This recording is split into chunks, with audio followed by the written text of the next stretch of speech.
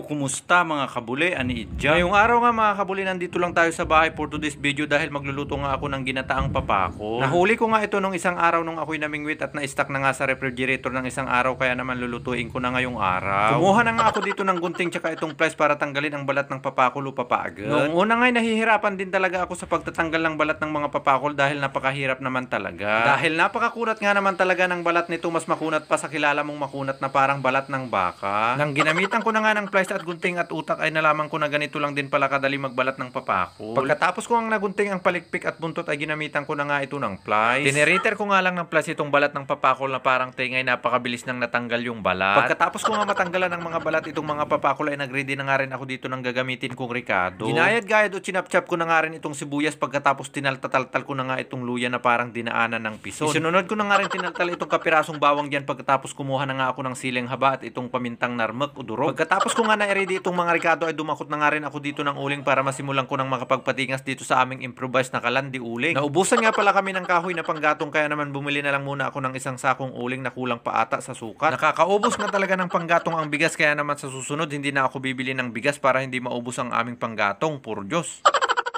Habang nagpapadingas nga ako dito ay nagpatulong na nga rin ako sa aking asawa na himay-himayin niya na yung dahon ng malunggay. Tumulong na nga rin dito yung batang miter na si Butchoy para mas madali nga daw matapos, sabi niya. Dito nga nang nakapagpadingas na nga rin ako, isinalang ko na nga itong pangalawang piga ng gata para kumulo na itong kasirola. Inilagay ko na nga rin itong mga sikretong sangkap pero hindi ko pwedeng sabihin dahil sikreto nga, di ba? Hindi naman po ako eksperto sa pagluluto ng ginataan, basta may gata ng nyug, ang alam ko ginataan na. Tinakpan ko na nga rin muna ito nang nailagay ko na nga ang mga sangkap, sibuyas, luya at asin. Napakasarap nga talagang mamuhay dito sa probinsya dahil napakatahimik, kaya naman yung aming aso'y patulog-tulog lang. Puro Diyos.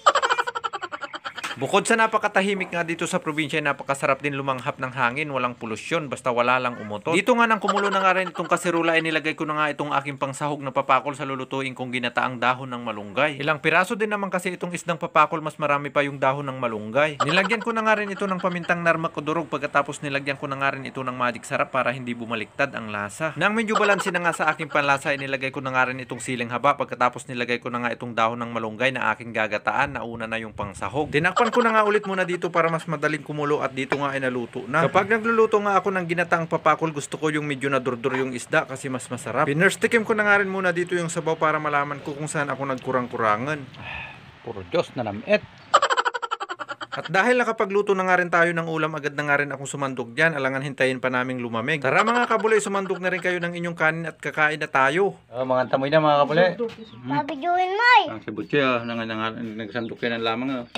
Man may sabaw, puyutan mo, tamainit, puyutan mo. Puro Diyos. Taway, sabi mo. Taway. Antay mataway yung luto ng papakol, sinin. Medyo na dordor siya. Dugdug guys. Swerte, mataway talaga no yun. Abaw bulong na, no ginataan ng papakol. Bulong sili ko muna ka ako, kasa. Kasa nakit ko sa babalay, kanya. Sita na si bulong marunggay. Buti hindi pa guys. Ano na mga kabuli? Sinapang, ha? Diyos. Taway talaga. Sobo, sinapang.